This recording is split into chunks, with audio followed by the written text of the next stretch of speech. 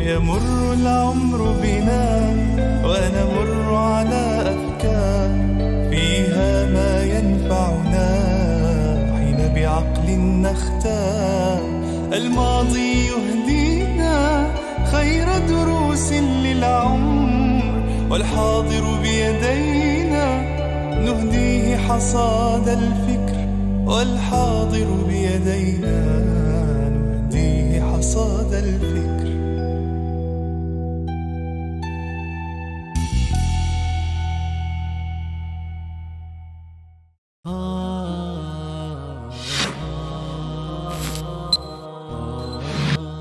Meşhur davetçi Doktor Tarık Süveydan'ın Tefekkür Cevherleri namlı programmasını huzurunuzda sunumuz.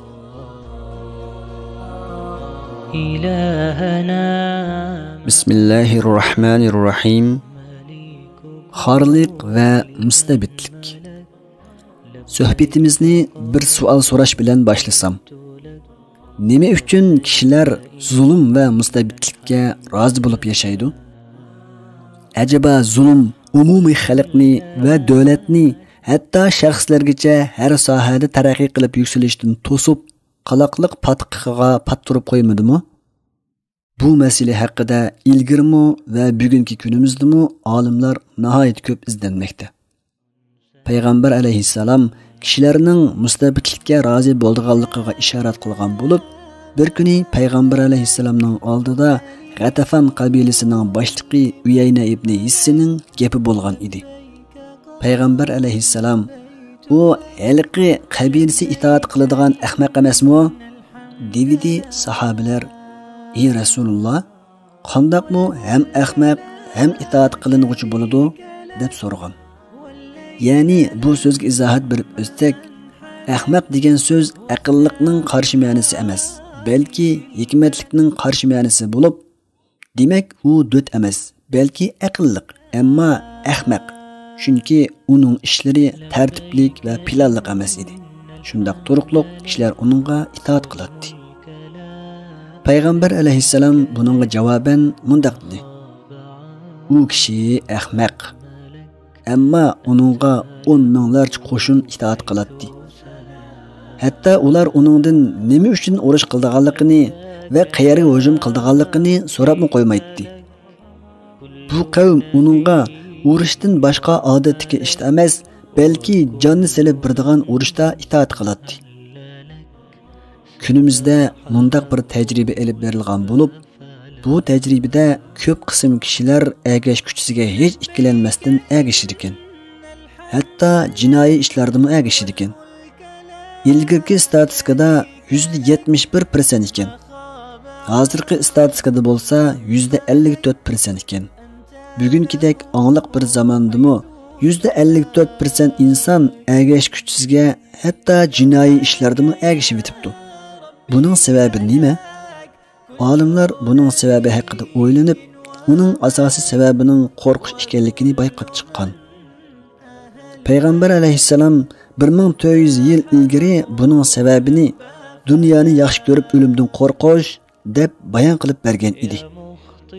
Demak, kishilar faqat zolimlarning jazolashidan emas, balki tuvandagi ishlardanmi qo'rqincha his qiladi. Birinchi, ular aniq bo'lmagan kelgusidan ansiraydi. Ular deydiki, agar ishlar o'zgarsa, holimiz buningdanmi nachar bo'lib ketarmi? Ular ansirayotgan narsa faqat aniq bo'lmagan kelajak. Ular Allohning ularning holini o'zgartmaslikni umid qilishmoqda. Shunga ularning orasida salbiy maqol tamsillar tarqalib yurmoqda. Ular deyishudi: "Majnunni ching tutqin, agar undaq qilmasang, uningdan betri kelmasin." Aslida Majnunni ching tutmasdan, balki uni o'zgartirishga tirishish kerak edi. Mana bu xato tushuncha bo'lib, buni o'zgartirishga harakat qilish to'liq zarur. Hergizmi oqibati aniq bo'lmagan kelgusidan ansiramaslik kerak. Ikkinchisi, kishilar davomlashayotgan xotirjamlik va muqimlikning qo'ldan ketishidan ansiraydi. Shunga ular davomlashayotgan muqimlikni muhim bilib, xorliqqa rozi bo'lmoqda. Aslida xorliq va qaloqliq ichidagi muqimlikning nima qimmati bo'lsin? Afsus, kishilar xotirjamlikning buzilishidan ansirab, xorliqqa rozi bo'lib yashamoqda. Uchinchisi, ular qo'lidagi foydaning ketishidan ansiraydi. Ya'ni, ularga berilayotgan muqim maosh va hadiya sovg'atlarning qo'ldan ketishidan ansirash bilan birga uy zamin va shuning o'xshash ular erishgan mol dunyoning ko'payishi ularni qiziqtirmoqda. To'rtinchisi, ular inson bo'lish sifati bilan ko'nib qolgan odatdan ayrilib qolishdan qo'rqadi. Demakki, ular hokim va sotchilar bilan muayyan shaklda muomala qilishga ko'nib ketgan bo'lib, buningga o'xshash ko'nib ketgan odatlarni o'zgartirish qiyin to'xtamoqda. Beshinchisi, ular xafalık tortishdan ansiraydi. Ular o'zining va avlodlarining xafalık qilishidan ansirayotidi. Amaliyotda shijoatlik bo'lish kerak edi. Ammo hokimiyat mo'llilari hokim sening dunbangi qamchilagan, mol dunyoringni elib olgan taqdirdimi uning itoat qilgin deb qaymoq turib, ularning irodasini texmi ojizlashtirmoqda.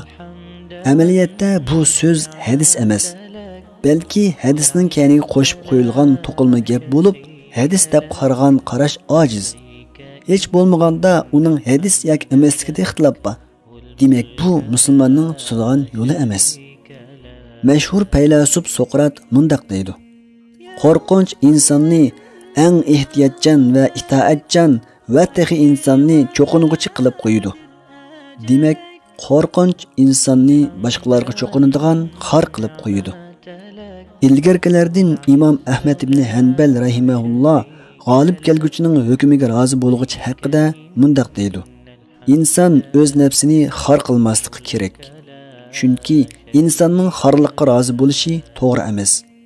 Ali radhiyallohu anhu mundaq deydi: insonlar xorliqdan qo'rqib, xorliqqa qochadi. Gapimizni xulosalasak, xorliqqa rozi bo'lishning asosiy sababi qo'rqishdir. Qo'rqinch insonni xorliq elib boradi va mustabidlik bilan xorliqni taxim ziyoda qiladi. Shunga xorliqqa qat'iy rozi bo'lmasligimiz kerak. عجل وبادر أجلك واختم بخير